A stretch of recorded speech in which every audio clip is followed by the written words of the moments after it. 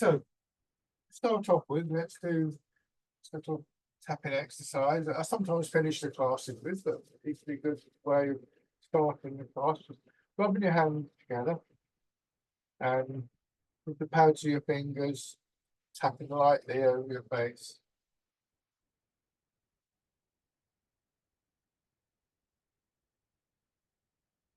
And then work up over your head, down to your neck.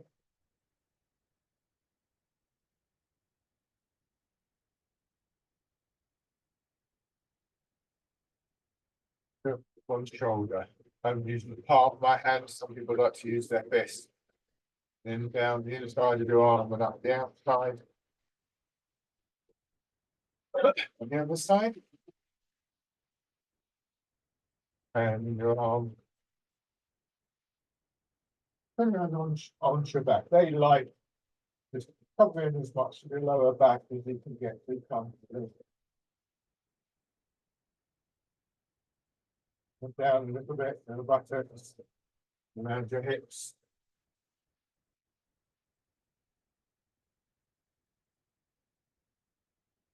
And then down the outside of your legs, up the inside.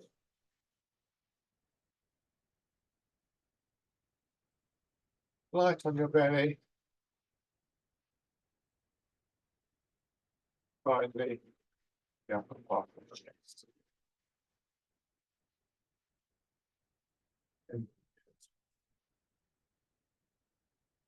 So that helps us to just sort of arrive in a sense, as well as energizing us just a little bit. Now just standing, feet hip width apart, weight a little bit forwards. Just allowing your hips to settle back. I'll come back to this later. Just make sure you're comfortable as you stand and turning in the center of the body.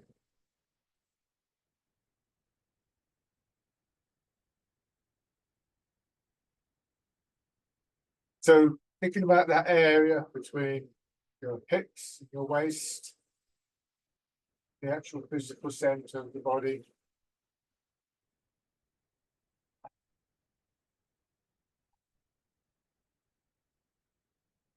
Try and feel that the whole of your upper body is sort of flowing down into that area. Like water flowing down into a barrel or into a bowl. And that as you begin to feel a little bit kind of heavier, that center part of your body, but it has a tendency to settle to the ground.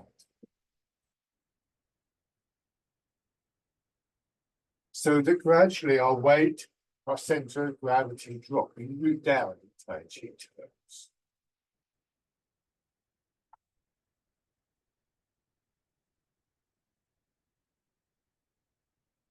This helps to make us more stable, of course. The lower your center of gravity, quite simply, the more stable you will be.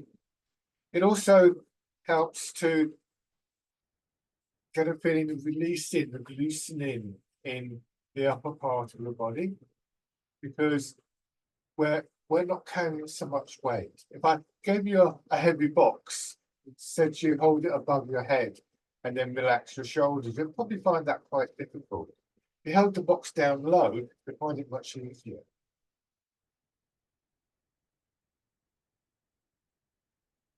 This leads to what we might think of as an environment within, particularly the upper part of our body.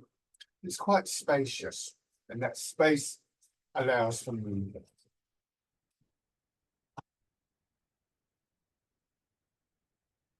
So we can see there's a very simple sort of chain of events that exists as the foundation for this whole art. And then raising your arms a bit. Simple, but not necessarily easy. The other major factor in that would be the deliberation of it. These are all intentional qualities that we look to cultivate.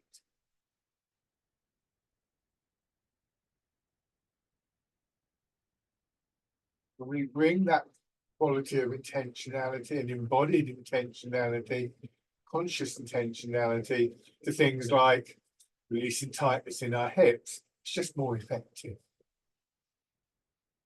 Drop the hands down. I put 1 foot forwards. Here, again, we're letting that center part of the body drop. And we're using that dropping feeling to load the legs. Imagine doing this on something like a trampoline or a bouncy castle, and you would be being projected, bounced forwards and backwards. And so that process that I described of rooting down also helps to not just create space for movement, but to generate movement energy.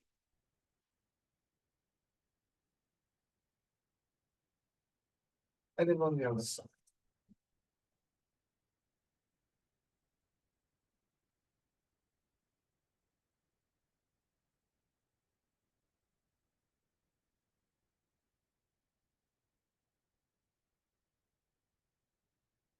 Okay.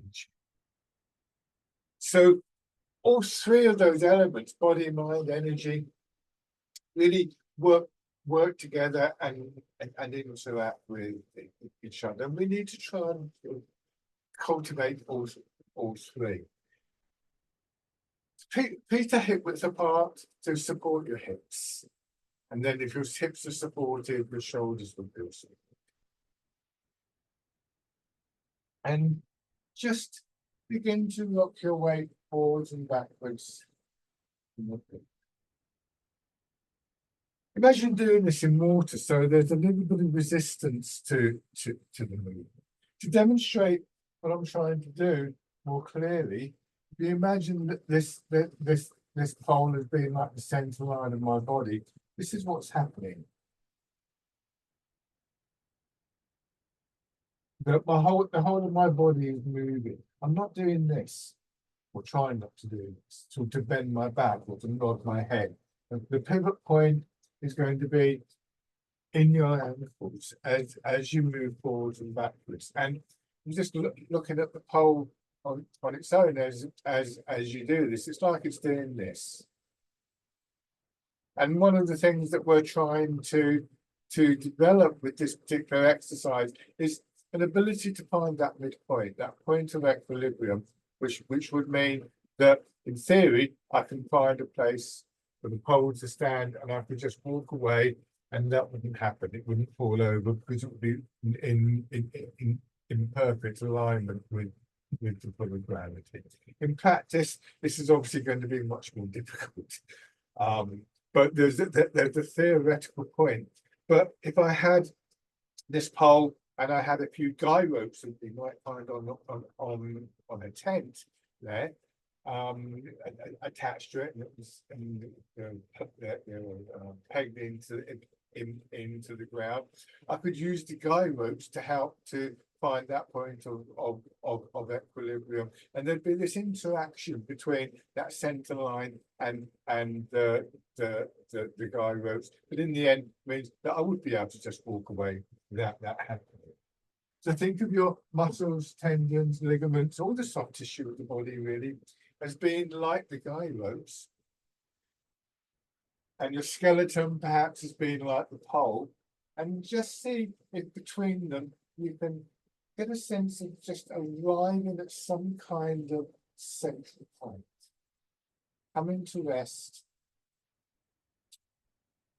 letting your hips drop back a little bit, so there's a very slight curve in my knees, but only very slight. And again, that feeling of the weight of your upper body flowing into the center and the center dropping towards the back. Then letting your hips drop back a little bit more. And again, feeling the push up, and earlier doing faster exercises forwards and backwards. You've got that sense of loading, releasing in the legs. And the same thing here. We let our center of gravity drop lower, rooting down more strongly. We do that partly by letting the hips drop back more. And we load the legs more strongly, and then we feel the push up, the body expanding out of the ground and settling back in. And with that expansion coming up through your hips into your back spreading out through the rest of your body. And then bringing your hands around as though you're cradling the ball. And as you push up, let that expansion push your elbows out.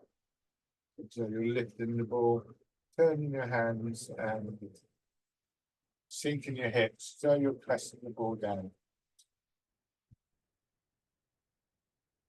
And in.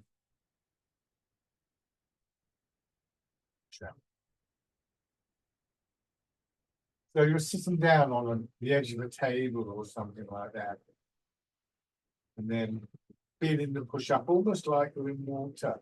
And as you sink down, you feel the buoyancy of the water beginning to push. The image of moving through water is one of the most common ones that we use to discover how responsive our bodies can be to imagery. And it helps to create both the flow and the subtle strengthening, the conditioning of the movement.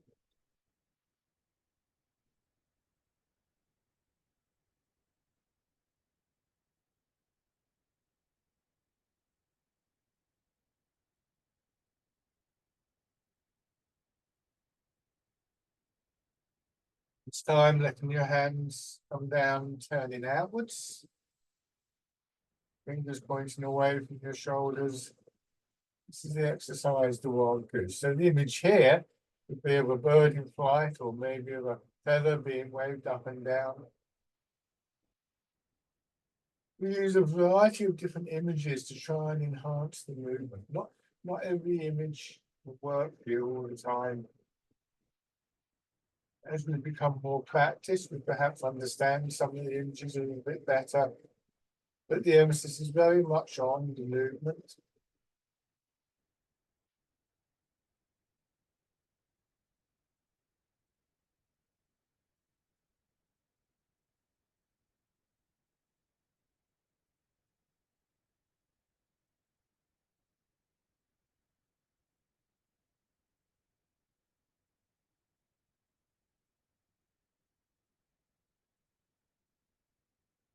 One more of these.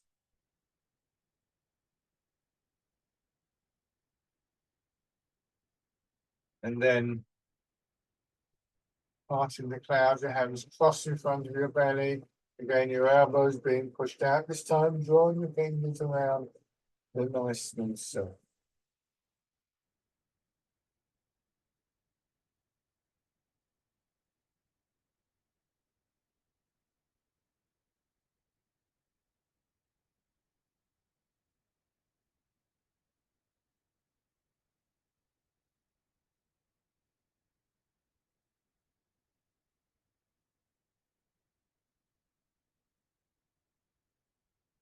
One more time. We're going to go back to the first of these exercises. Rooting down, and we're going to do a sequence of 3. Those of you already familiar with this, just looking for the change between one movement or another, what changes physically in terms of the body, in terms of the patterns of movement within your body, and of course your awareness of the actual exercise, bringing your intention into focus. If you're newer to these movements, or even if you're not, and you fancy just going back to the starting point, simply observing to begin with the changes from one movement to another. We start learning these movements from the outside. We copy the movements. But when we bring our attention and our intention, our awareness to the movements, they provide almost a pathway, a conduit to an awareness of what's happening within the body. patterns of movement, patterns of expansion and contraction, the flow of the energy, however we experience it.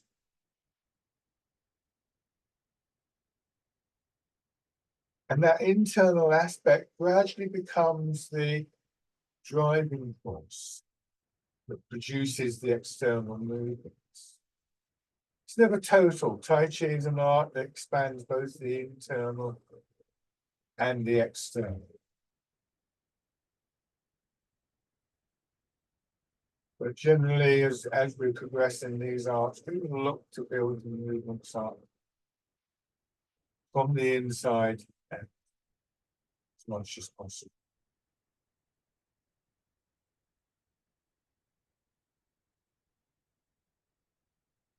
This time changing, you're going to alternate from side to side. Let your hands drop down, and as you push up, just focusing on the expanding movement on one side of your body.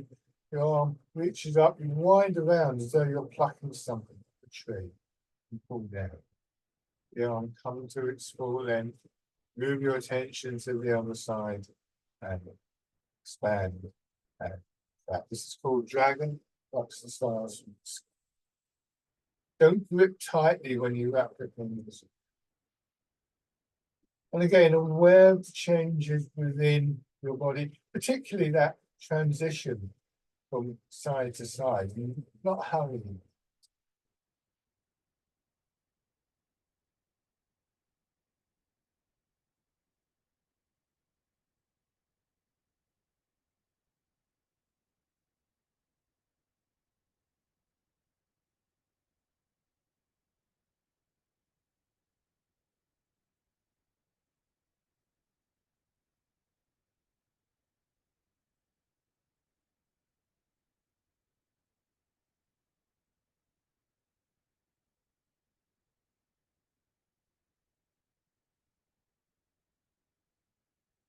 One more on each side.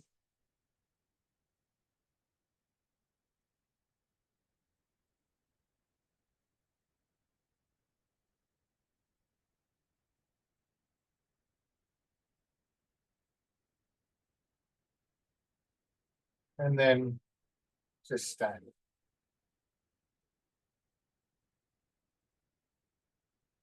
Excuse me while I just.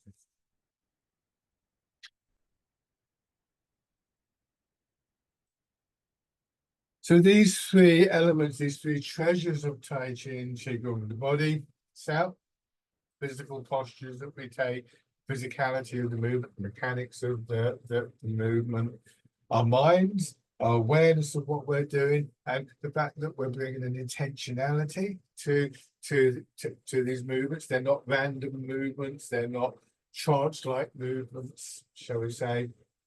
And the movement, the flow, the energy itself, really, I'm describing them as though they're separate, but they're really different aspects of the same thing. Again, earlier I said that they're like a tent pole and the guy ropes interacting with each other. It's not either or. So we can approach from different angles, but in the end, the idea is to come to the center and experience what is happening within the body and in our bodies.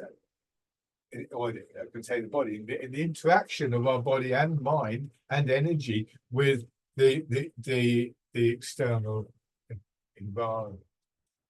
And all three will be significant at different times, perhaps. There might be times when you feel it's more appropriate to focus on the physical side of it. Other times you might be thinking about the energy producing the movement. Other times you might be thinking about the intention producing the energy, and so on and so forth. But in the end, this is a united process, and that's what we're looking for. But it does mean that not only it's the input from all those three aspects of ourselves, but the benefits are from all aspects of ourselves. In this top position, as I think of it, with just the hips dropping back a little bit, and it's important not to get too caught up in the idea that we have to bend the knees a lot. And here, so there's a little ball tucked in behind my knee. So there's a slight curve there. We don't want to stand with locked joints, and particularly knees and hips. That will block the movement downwards, and that means that we'll be actively resisting the flow of the movement downwards to pull the gravity, which is the movement that initiates the upward movement. So in this position, knees are in line with your toes, but your hips are more in line with your ankles, and the feeling in lower back, hips, and buttocks are slightly overhanging. Imagine what it would be like just sitting on a fence. This helps us to maintain this two-way movement in the body with pulling gravity downwards, pulling our weight downwards in the way that I've described, and then the push up. So there is this cycle of movement already happening within us. Bring your hands to your sides, just lightly touching your hips with the inside of your hand or the inside of your arm. Don't pull your elbows back too much in. And then bring your hands around in front, and again, following the expanding movement, pushing up towards the ceiling and then back down. Bringing your hands back to the center. Lift again, and this time drop your elbows, push out, body expanding to myself a little bit, and push out. And expanding. And notice whether you're speeding up at some point. It's very common to speed up at that contracting stage, which is why I'm encouraging you to bring your hands to actually touch the sides of your hips, or your arms to touch the side of your hips, to make that physical connection to that central part of your body. Remember, that's the part of your body that is dropping down towards the ground. And it also comes to represent, in a very physical sense, the place where we can bring our attention to, just to experience that sense of settling, of quietness, stillness, calmness, which is such a feature of these months. But notice that there can be an urge round about here to just sort of move on. It doesn't take a moment, or it's a split second extra time just to come back to reconnect with that sense of stillness within the movement as it's described. And having recognized that, we then, as we push out, turn, and that redirects our arms, and then we turn back, and that brings arms back to the sides, push out, and turn direction and back, and then facing forwards and pushing in four directions. And to a large extent, those directions are governed by what's happening in the center of the body. You may even feel that it becomes the center of the expansion and the contraction. That we expand in the center, we experience that stronger feeling of pushing downwards, but also the upwards and the outwards.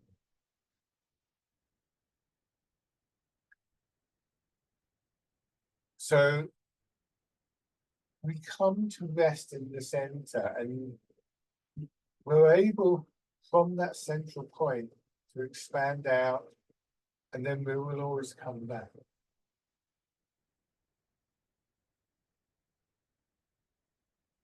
That area of the physical center, sometimes referred to as the Danshen, or sometimes the lower Danshen.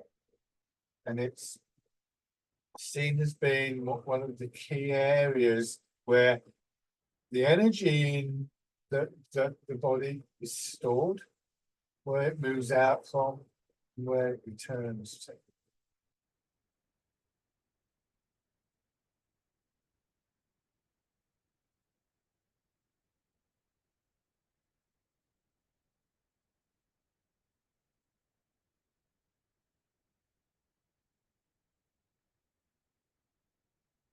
One more round on this one.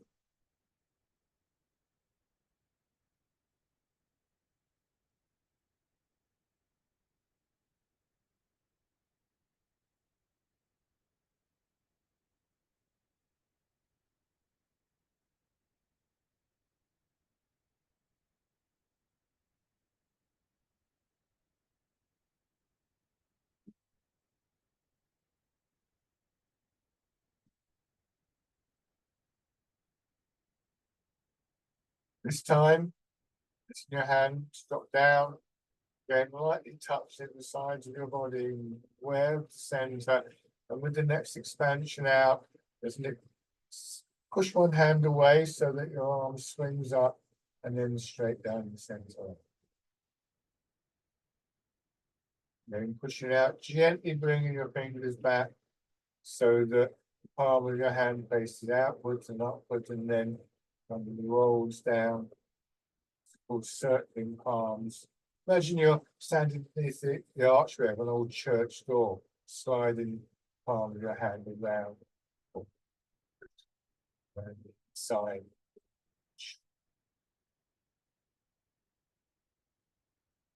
This time, when your hand reaches the top position, just turn a little bit and come down. So again, expanding from the center and turning in the center.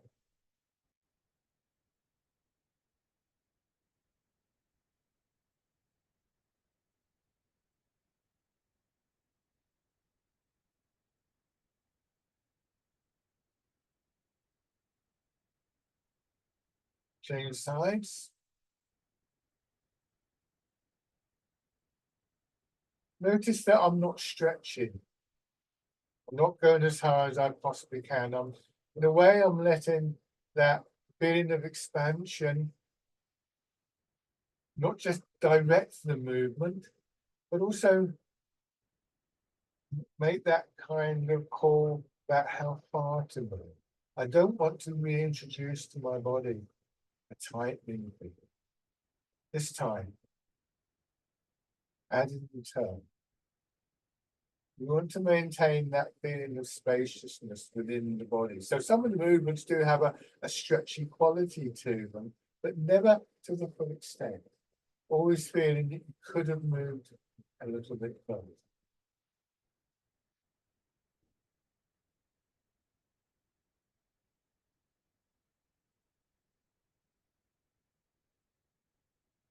Okay, now sinking down and pushing up. And again, with a strong awareness of this central part of the body. Think of your pelvis as being like a bowl of water.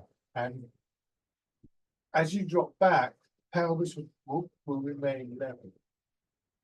But we're going to change that slightly now for the next two movements. And please go very carefully. These are very strong movements for knees and back. But as you sink down, push your hips back so the pelvis tilts, and notice what that does with your head and shoulders. Take them forwards, then let your hips drop back, and that will help to bring your head and shoulders up, and you push. So what we want to try and do is to get to a point where the hips dropping back is what brings our shoulders and our head upright, rather than straining in our shoulders or our back. So really get into a fight with the pull of gravity. So use the pull of gravity and its action on our hips to help us come into the upright position. This time, push up, let your arms come out, and as you sink down and your hips go back, that's saying it's not just your head and shoulders, but your hands, your arms forwards. Very gently. I'm doing this quite big, so hopefully you can see the mechanics of it, but you don't have to do a big movement. You're looking for an extension from the tail of your spine out through your shoulders and arms and into your fingers, and then a contraction. Like there's an elastic thread. There.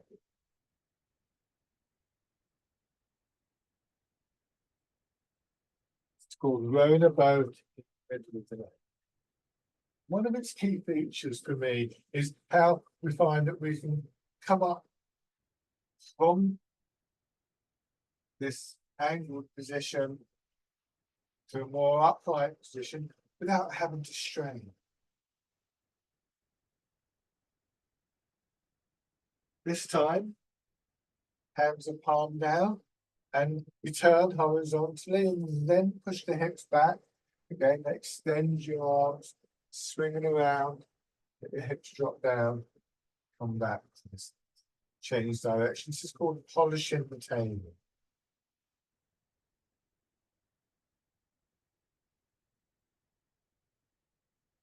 Again, you can use the image of moving through water.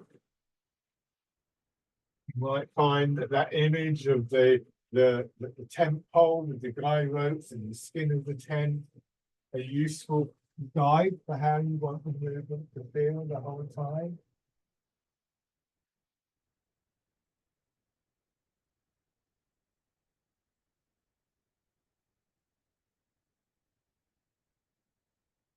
One more time.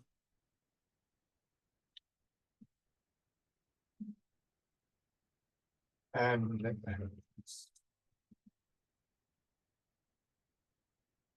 so we can see with those exercises that increasingly the central part of the body becomes crucial.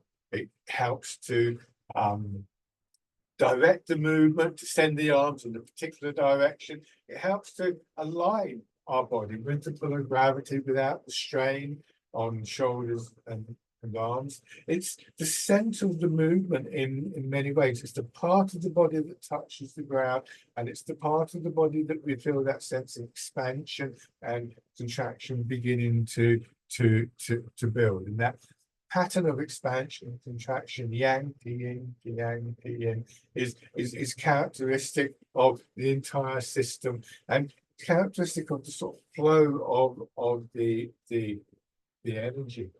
It also becomes the physical location that we learn to bring our attention to for that sense of stillness, for that sense of quietness. So it becomes the place in which we observe from, the place that we look out from. Think of standing on top of a cliff, looking out at the sea.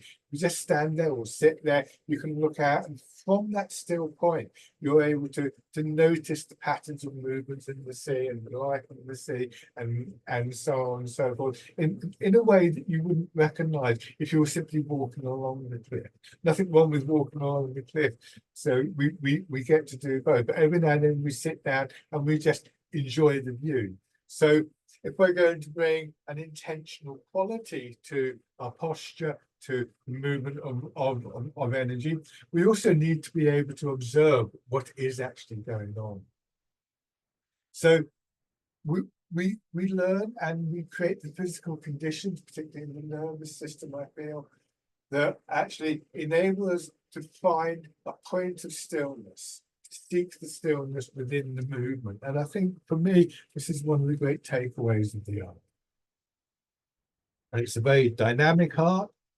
It's a martial art, so it's an art that is very concerned with externals as well as internals.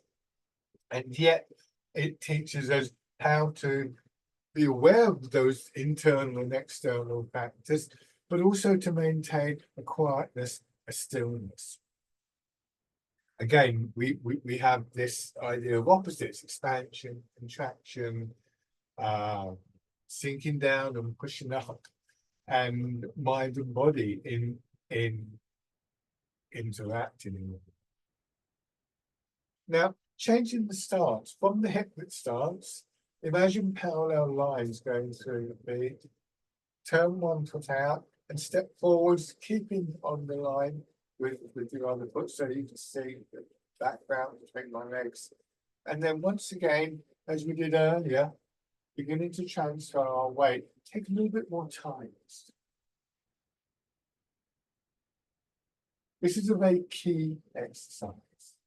The transfer of the weight and the movement within our legs in one way or another is one of the key energetic dynamics in Tai Chi.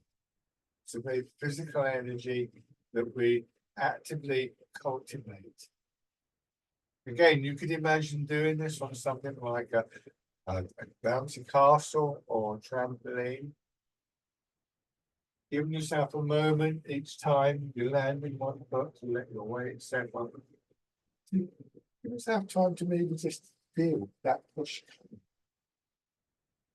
People with more experience, you should be looking for that correct ratio of the weight. When your weight is in your back leg, it's 70% to 30% in the front. When your weight goes forward, you're at 60% in the front, 40% in the back. And maintaining your posture, maintaining your root, while you're in movement. So again, if I get this pole, then see as much as possible I'm maintaining this alignment of my body. I don't want to lean forward or back. That can be quite difficult because in everyday walking, we do often lean forwards, give ourselves a little bit of momentum, which is fine. But we often lose that sense of connection with the ground, and we need to lose that sense of an awareness of how our body is relating to gravity. So, as a martial art, Tai Chi doesn't seek to meet force with force, but maybe it's a bit like a sailor sailing a boat and setting the sails so that the wind that might have blown the boat over actually pushes the boat along.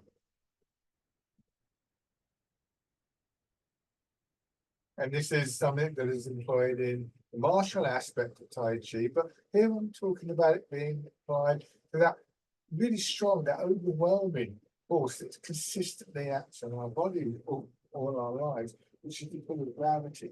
And we can be fairly certain if we get into a fight with the pull of gravity, we're going to lose that fight.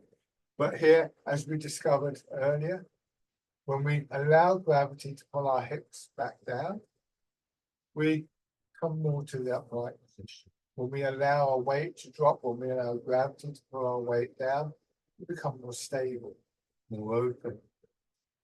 Actually encourages movement.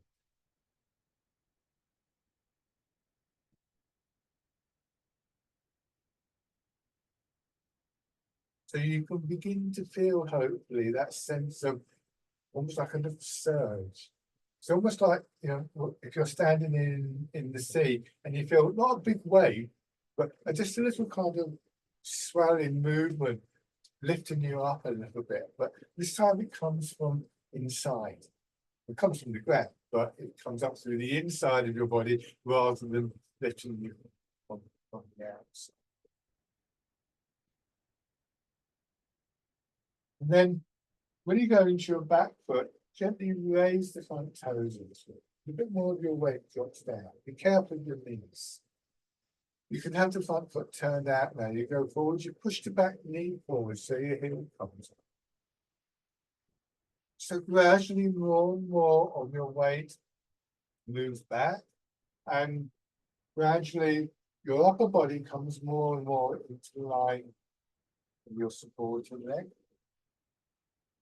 Hips are still dropping back, helping you to remain upright. And then eventually you get to a point where you can bring your foot in. And when you step forward, you put your heel down, you lower the ball of your foot, you gently press in, and then you move your weight. When it's the back foot, it's the ball of your foot that goes down first. You put the ball down, you lower the heel, you gently press in, you plant the foot. We're just taking the time to really feel that connection to the ground, because after all, if we're getting that sense of energy from the rise in movement from the ground, the better the connection, the stronger the energy. And also the better the connection to the ground once again, the more stable. And this is something that we often overlook, particularly in our everyday lives. And so once again, an awareness of trying to do this is also an encouragement for our minds to settle just for a moment. And shake hands. We begin to understand the notion of a return. All of these ideas would probably be lovely if we could keep to them the whole time, but we probably can't. We lose them. We walk along the road, we're going to do our shopping, we're chatting to a friend. We do lose that sense of the ground beneath us. If we're in a hurry, we're looking, dashing along. But every now and then we can come back and just, in a way, sort of touch base as it were. So try that on the other side. Transferring your weight. And that thing about touch and base, again, It's not stillness or movement. We begin to realize that the stillness, the ability to just rest for a very short moment is both good to the mind, but also enables us to be more aware of what's going on in our body. It actually enhances the movement.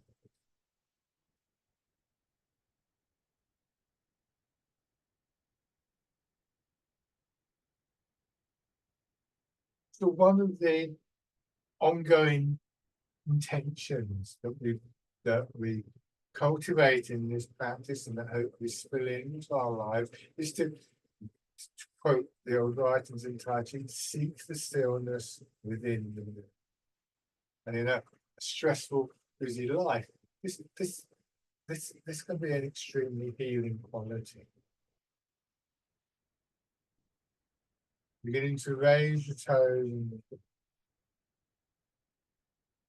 Remember that when we practice, we're certainly practicing physically, we're conditioning muscles, tendons, ligaments, bones, and so on.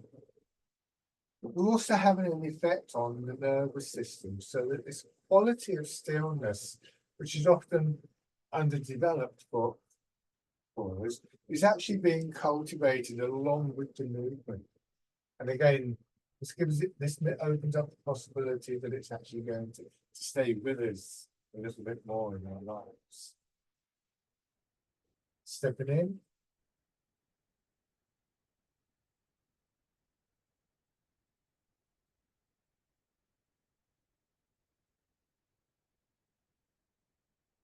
Don't try. Don't take the step too far. Imagine you're walking on thin ice. And so as you step forwards or backwards, you place the foot, you plant it just to test the ice, rather than feeling that you're falling forwards or backwards. And then take a few steps through, either forwards or backwards. Notice that I'm bringing my foot in each time. So we could add a middle stage here, couldn't we? We could come to here, we could settle here, and then step through. And then I'm going to change direction. And you don't necessarily have to put the toes down, but the foot does come in. And for a moment, you're just settling in. You put up or down, it doesn't matter which. We're into the center and down. Into the center and out. Just as we might breathe in and then breathe out. You may even find that your breath kind of goes along with this. I feel right for thoughts. So now we're going to take that movement, that dynamic, and shape it through the upper body. So the intention is now to take the movement that is already there and to give it expression, to give it shape through the upper body. Start with your weight back, hold your hands over your belly, and as you go forwards, just let that movement push your arms forwards until the hands are gently separated. They don't come behind your shoulders, but they spread out a little bit, and then coming back, bringing your hands back. It's called pigeon spreads and springs. Expanding in the front of your body. And then breathing should just be comfortable. You don't have to follow a breathing method or breathing pattern. And that doesn't work for everybody doing that. But if you're interested in the breathing, not forcing anything, but as you go forward here, just see how it feels to take a breath in. And then breathing out whenever you wish. You don't have to do that every time. But that can just help to just make that little bit of a link between our movement and our posture and our... If you find that you're breathing in a different way, that's fine too. There's nothing wrong with a different breathing pattern here. And a lot of these exercises can actually have a different breathing pattern. Different breathing patterns, depending on just where the emphasis and the intention of your practices.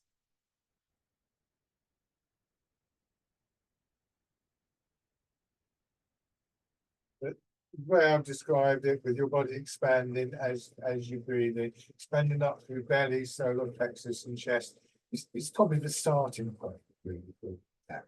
If you're going to do it deliberately, you're going to bring the breath deliberately in.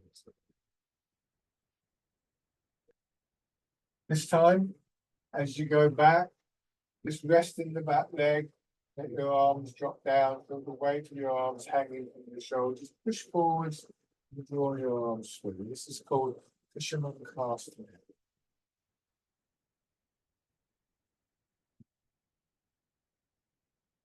It's very subtle, this exercise, but if you pay attention, you'll begin to realize that as you let your arms swing past your hips, that tends to be when you're settling into each leg.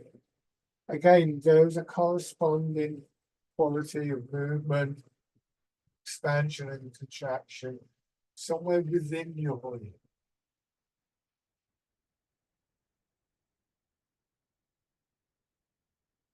Just like earlier, we noticed that the external movements are linked to these internal movements, these internal patterns. And it's often those internal patterns that are the ones that are in intentionality as most effective.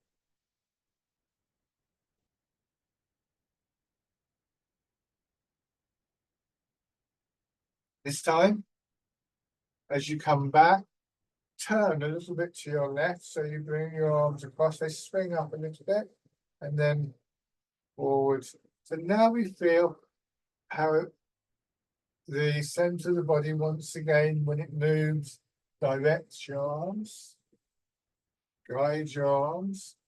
And again, we can feel here, as we go back and our arms swing up, an expansion in that left side of our body. As you go forwards and turn to the right side. Building on that, as you come back, just letting that expansion, push your hands up a little bit further, turn your hands palm down, go forwards, gravity, draw everything down into that front leg, turn and expand in the right leg, and out. Beginning to trace out with your fingers what we might think of as a sideways figure of 8. Some people refer to the infinity sign found in mathematics and physics. And we can imagine that shape in front of us, and our body plays through the shape. So again, there's more than one intention usually with these exercises. The base intention, sinking down, transferring the weight, and so on and so forth. There's the image of the movement, which becomes an intentionality to move through that shape. But also the physical side of it, the expansion in the side of the body, becomes intention. All of those things are available to us, and we observe them and cultivate them from that point of stillness, which is itself an intentional quality.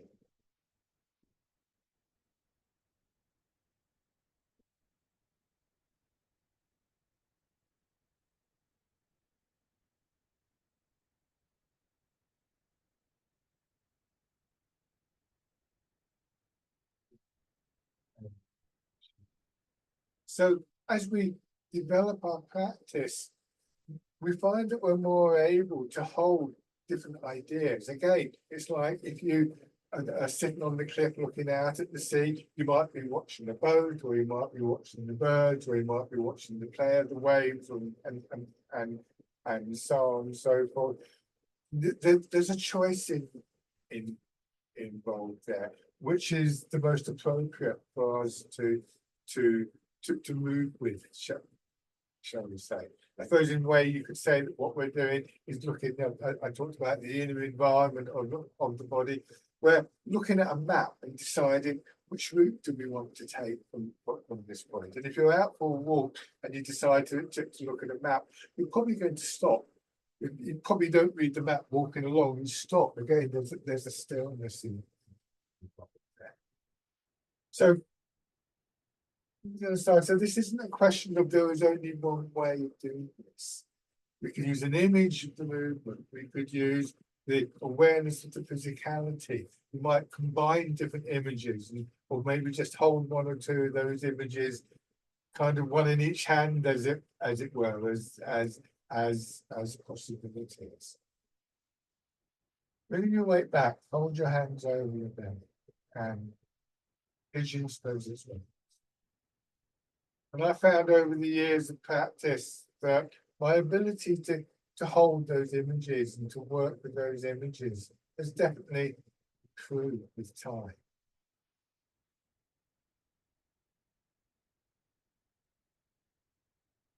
This is why I often say to people when they're beginning Tai Chi that we get more out of this art if we approach it not as exercise. I mean, it is exercise, of course. We are physically using our body, but as a moving meditation.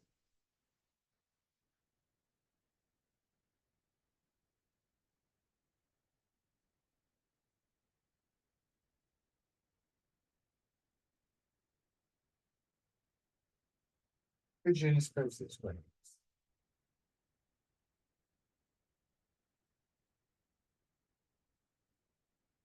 And then your hands drop down. Again, then lightly brush your sides. Fisherman cast.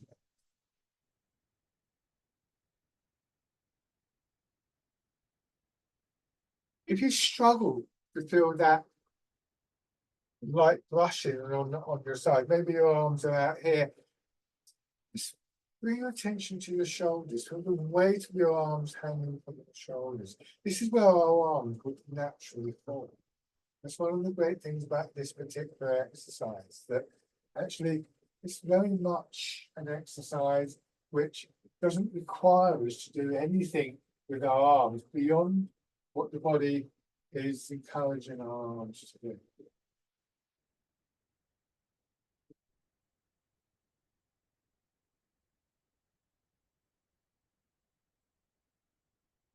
When we change to the turning movement, we bring a little bit more direct intentionality into what's happening with the arms. And the intention is fundamentally to turn in the center of the body, not to do anything extra with the arms. By turning, we bring the arms around, and then we observe what is going on, and we can begin to build on that again, not straining in the arm, but expanding more in the right side of the body, expanding more in the left side. We build these movements up stage by stage, like building a wall from the ground upwards. Engaging all of the three treasures: body, mind, movement, or energy.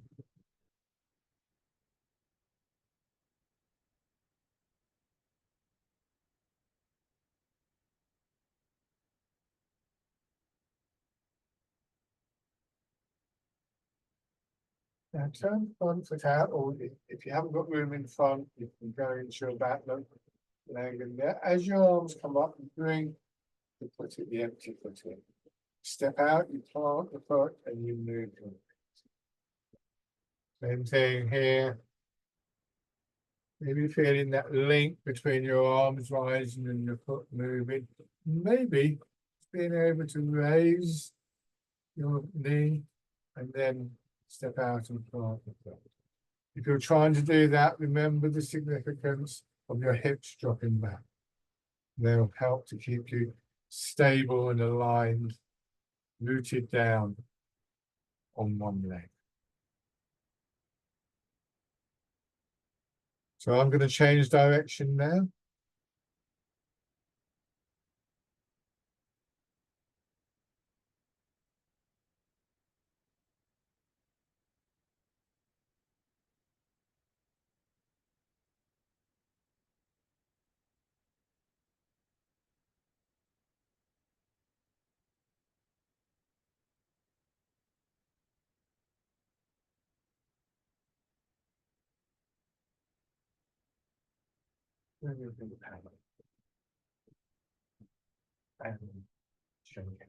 I told Tai Chi the movements are rooted in the thing.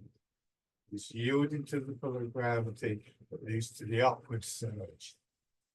Transmitted to our legs because it has to go from the feet into the rest of the body, pressed and releasing, transferring the weight, guided, directed, focused through the center of the body in the way that I've been describing, expressed in the upper body.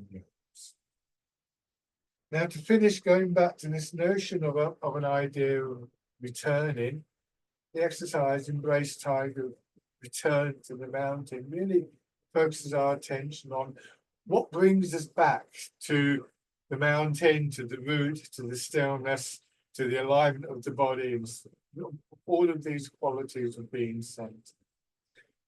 The hips drop down a little bit more, push up, your arms being pushed out. And the rest of the movement is to do with it drawing inwards. Your arms come around as though you're holding the ball, drawing in, and then everything settling down. So try and just have a sense of what it is that pulls you back. Maybe the image of coming back to the mountains is a good one.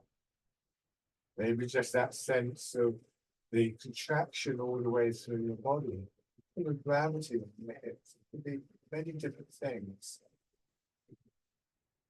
But just try and perhaps identify one or two things that are likely to be most helpful to you during the day, especially if you get busy and you've got lots to do, or you meet a frustrating moment in one way or another.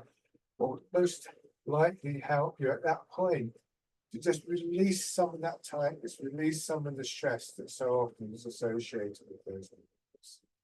Stress is not helpful.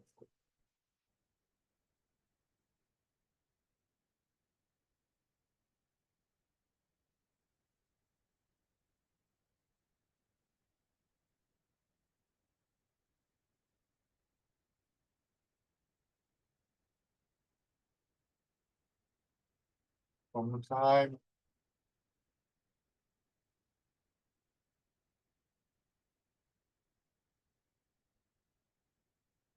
And come down, just feeling once again this aligned posture, rooting down. Maybe be aware of your breathing and other sensations within your body. Be aware of that grounded, centered, still.